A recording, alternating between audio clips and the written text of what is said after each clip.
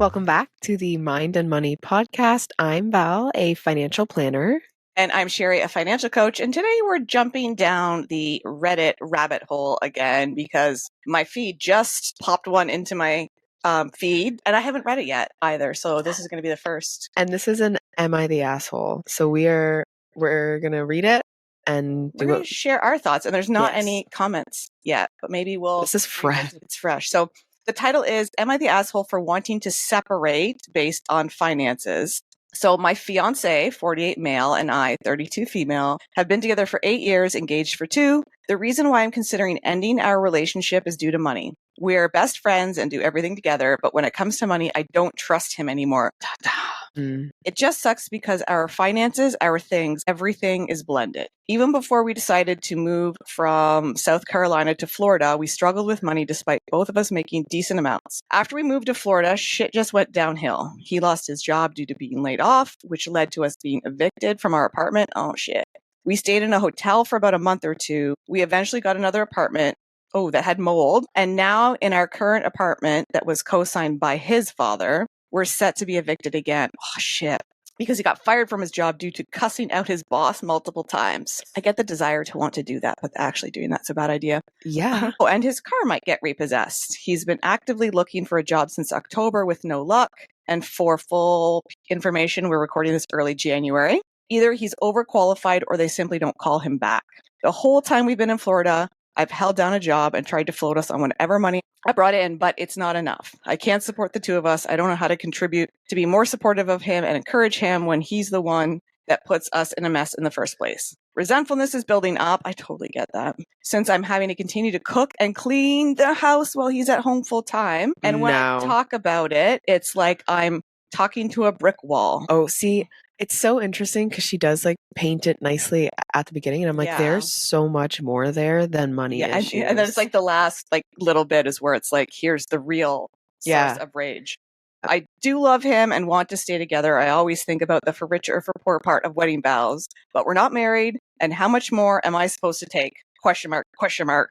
The only solution I see right now is to move back to South Carolina. We separate. I move in with my parents and pursue nursing school like I've been wanting to. Oh, yes, girl. Whether we get back together or not would be based on if he can get his shit together. And am I the asshole for breaking a good relationship based on finances? Is it a good relationship? I was going to say that's my very first Dare I ask? It kind of feels like money is the catalyst that's opened this cabinet of here's all the shit. Yes. And when we're both earning income, we're both working.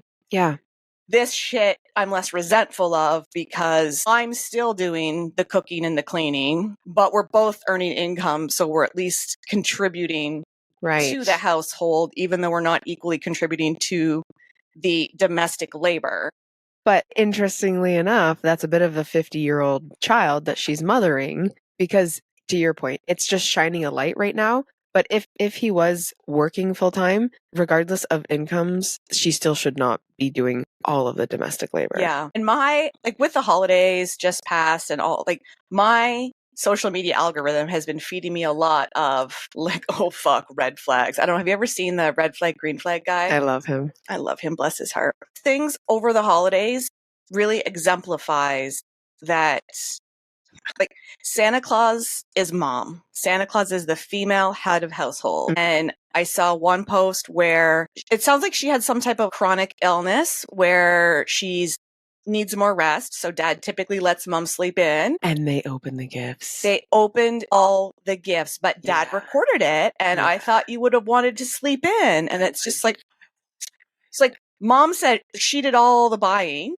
And wrapping. And dad got all the reward because he was letting her sleep in. I have a hard time believing that was all done with pure heart. Yeah. Personally, so many I'm of a little things jaded, like that are just like, really? You didn't know that was going to be a problem? That's just it. And just the highlight of, we're in a time right now where I feel there is lots of transition with traditional female head of household tasks shifting, but it's like women joined the workforce and those tasks immediately didn't go away. It was still like, okay, you want to work. You also have to do all the tasks at home too. And videos of husbands and fiancés and boyfriends playing video games while mom, fiance, like takes care of all the kids and does all the things. And there's like, I saw a really good video of, I can't remember the term right now, but it's like the labor in the household that's visual and the labor in the household that's not visual. So it's like oh man, what's the word? Oh, we'll think of it. Because I'm not like the emotional, the invisible, man, I'm having invisible labor. But it's like that mom's carrying the load so much. Mm-hmm. And another example was, this got off the rails a little bit, but we'll circle back to mom was bathing the kids and dad was going to go to the grocery store, but needed to make a list. So dad was in the kitchen planning to go to the grocery store. And then dad was texting mom if they needed milk. You're in the kitchen. You're in the kitchen. Open the fridge. And it's so interesting how that shift is happening, and it's happening faster in some relationships than others. Even demographics. Yeah. And geographics. And just because it's something that's traditionally been a stay-at-home mom that's done it, and like even shit around the comment section when there's a situation where there's a stay-at-home dad. Yeah. And it's like the stay-at-home dad, or a dad that does like the bare minimum, in my opinion, he gets rewarded. It's like, dad's at a soccer game. Yeah, claps for you. Dad baked cookies for the bake sale. Yeah. And those things, when mom does them, she doesn't get any recognition. Yep. It is expected.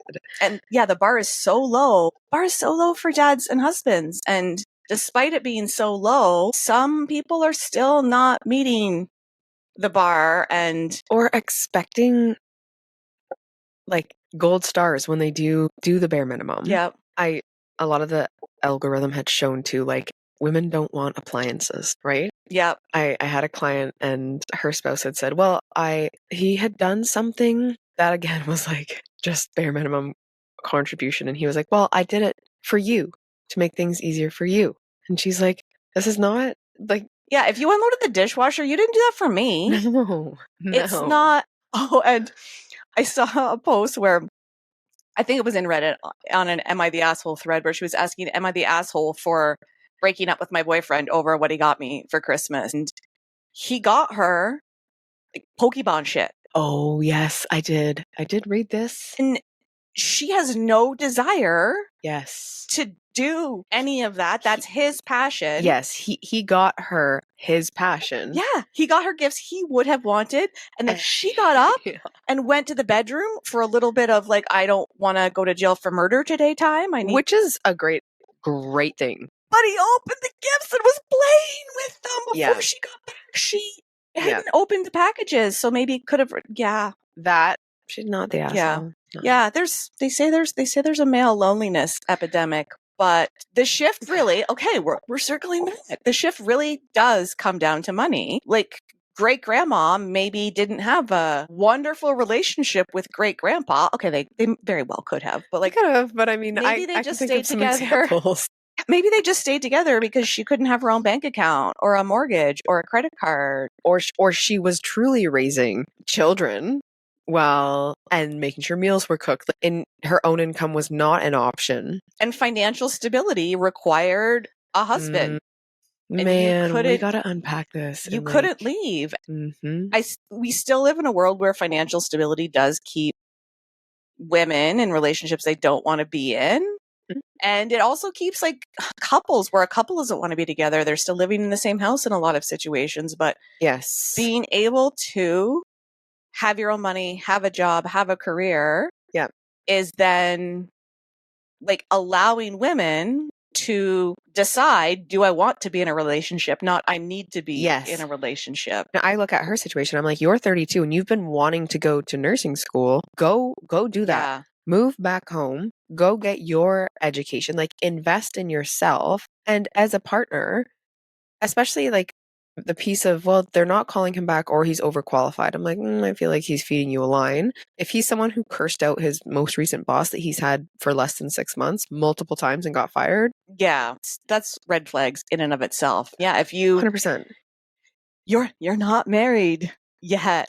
And yes, you can still leave a relationship when you're married, of course, but And yes, everything being commingled right now is challenging, but you're definitely not the asshole. You're No. not the asshole. You have a partner who wants to be a big kid and be taken care of. And yes, Yeah. the job market is challenging right now, which is why he probably should have not cursed out his last boss. But start to unlink your stuff from his. 100%. Yep. Start to have your own account, start to separate stuff, start to look at the housing situation. I think you said you're going to be evicted again. So yeah, like take this as your time, move back, go see mom and dad. And if schooling, like if you can get enrolled and start in September, this is your runway then before that takeoff. Yep. Run away. And maybe he has a epiphany moment and gets his shit together and maybe it works out. But if it doesn't,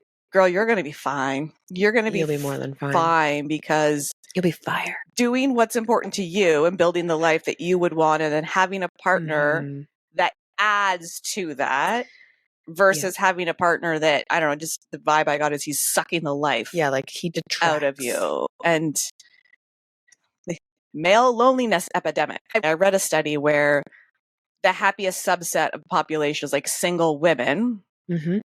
And then the happiest, like on the male side, is married men. Yeah. Which makes a lot of sense with the things we talked about, where like often, even if you're a single parent, you have yourself and your kids to take care of. And like I'm the adult. But if you have a co-parent and you don't feel like they're reducing the load, you feel like they're adding to the load. Yeah.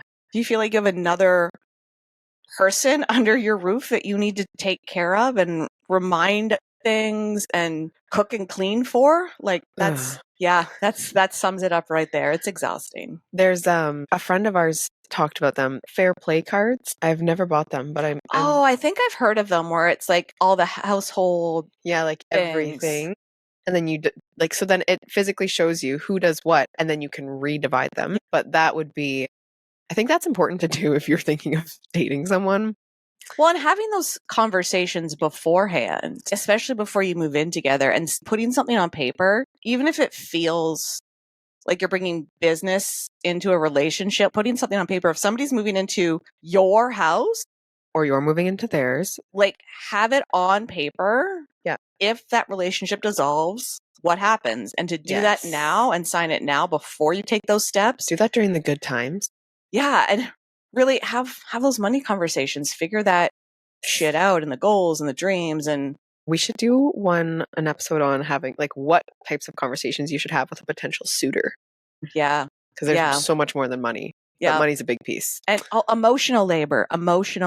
That's what I was going for before. Did I say that? Yep. I think I said invisible. Anyways, but it's like, and then if you're doing that task division and you're looking at it, focus on fully taking over that task. Yes. Too. So to go back to the grocery example, if you're going to then take over the grocery shopping, don't be asking the partner that's doing it, like, do we need this? Do we need that? And then really try and not be in the grocery store. Where do I find this? Where do I find that? Here's a picture. Which one? Yeah. Like take the whole thing. Take the whole thing. And maybe that whole thing takes a little bit of a learning curve, but would your partner rather have the wrong ketchup or be texted while you're in the grocery store while they're just trying to fucking relax? Like, I think that there's a word for it. It's not coming to me right now, but select incompetence.